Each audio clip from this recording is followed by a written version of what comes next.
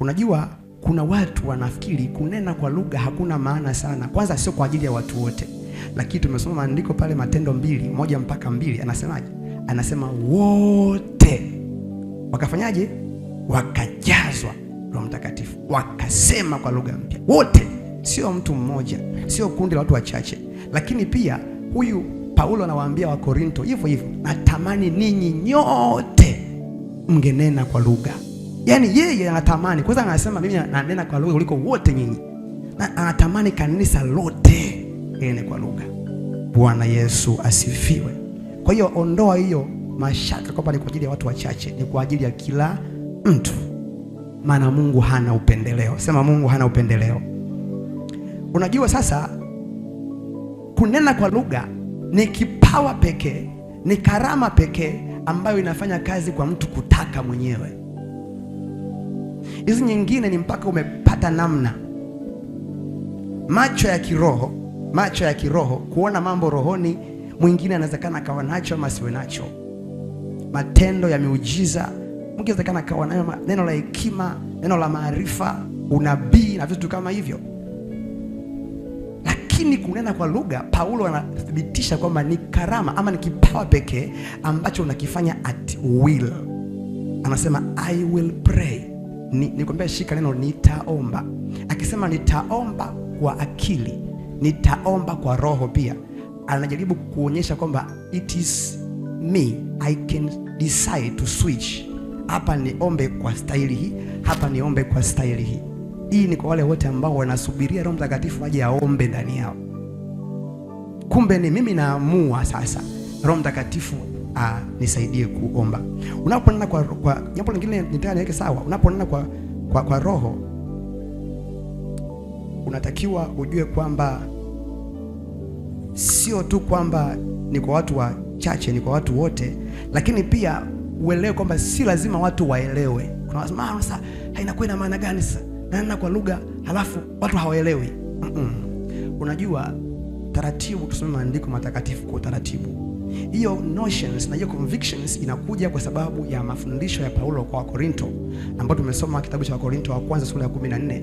Unaona watu wanachanganikiwa, lakini yeye alikuwa anajaribu kueleza namna ya uwasilishaji wa hotuba. Na lugha ama kunena kwa lugha kuna diverse, kuna aina, kuna levels. Level ya kwanza ya kunena kwa lugha, level ya kwanza ya kunena kwa lugha ni ile ambayo watu inawezekana wanaelewa. Unaweza kukumbuka kwamba wakati wa Pentecost Roho aliposhuka mahali pale, maandiko yanasema watu wote wakajazwa Roho Mtakatifu, wakaanza kusema kwa lugha nyingine. Anasema watu ambao walikuwa pale karibuni lugha 18, mataifa 18 walisikia lugha. Bwana asifiwe sana. Mbona anaongea lugha yangu?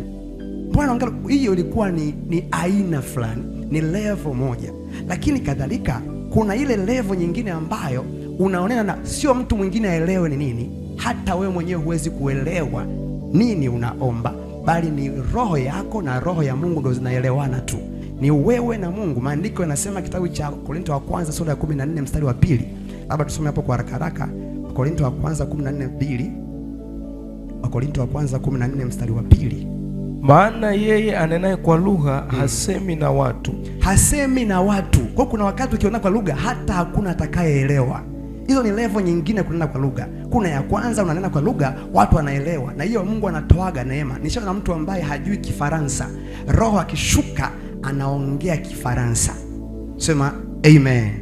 Mtu hajui lugha fulani amekwenda kuhubiri Pakistan, akifika pale Roho Mtakatifu anashika kinywa, halafu yule jamaa anaanza kunena lugha ya kwao na wanaelewa. Hiyo ni level ya kwanza. Kuna level nyingine ambayo mtu anazungumza hatuwezi kuelewa sisi na wala mwenyewe haelewi. Anasema hebu tena Korinto kwanza 14:2. Maana yeye anenaye kwa lugha asemi na watu. Asemi na watu, bali usema na Mungu. Bali usema na Mungu. Maana hakuna asikiaye, lakini anena mambo ya siri katika roho yake. Katika roho yake. Bwana Yesu asifiwe. Sema katika roho yangu. Maana yake kama unanena mambo ya siri katika roho yako, maana yake hata pia wewe mwenyewe hujui. Kumbe kuna mambo mengi katika roho yako yamekuwa deposited pale ambayo wewe mwenyewe huyajui kwa mawazo yako na kwa akili yako. Anasema akili yangu haina matunda wakati huo. Kwa hivyo kuna wakati mwingine roho yako inajua hatari ambayo iko mbele yako, lakini Roho Mtakatifu ataanza kupa utterance. Unapoanza kunena, unanena mambo ya siri katika roho yako. Level nyingine ni ya kwa ajili ya kujenga kanisa, ambalo Wakorinto ndio walielezwa. Okay, kwa mfano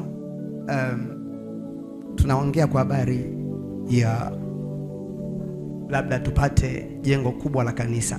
Roho Mtakatifu akaja hapa, nikaanza rikoria mande rebentebesia kuria bakuria mande, mnakuwa mnanishangaa. Kwa hiyo hapo nimeongea hivyo kuhutubu kwa kanisa. Siwezi nikaja hapa naanza kunena kwa lugha rekaria baba re baba amina rishanda mantere berebusia haleluya. Maana yake ni kwamba natoa ujumbe wangu kwa lugha. Kwa hivyo Paulo anawaambia kwamba sasa inakuwa haina maana hivyo, bali kama mnafanya hivyo awepo mtu wa kutafsiri, tujue kwamba umeongea nini, ili kulijenga kanisa. Bwana Yesu asifiwe sana. Hiyo ni level ya ngapi? Ya 3 ya kunena kwa lugha. Roho Mtakatifu ameleta kitu, nahubiri hapa, akadeposit kitu kwenye roho yangu, nikaanza kunena kwa lugha kwa habari ya kanisa. Wakati huo natakiwa ainuke mtu atafsiri kile nilichokisema. Kwa nini? Ili kusaidia kulijenga kanisa. Bwana Yesu asifiwe sana. Anasema yafaa mimi ni hutubu. Haleluya. Hao jamaa walikuwa na mashindano. Mtu akija hapa anafundisha semina kuanzia mwanzo mpaka mwisho, ananena kwa lugha rike bebe. Baada ya hapo anasema haleluya, mbarikiwe na hilo neno la Bwana. Sasa utaelewa nini? Kwa hivyo akasema kwa wakati huo atokee mtu ambaye anatafsiri. Bwana Yesu asifiwe. Kama unaelewa sema amina kubwa.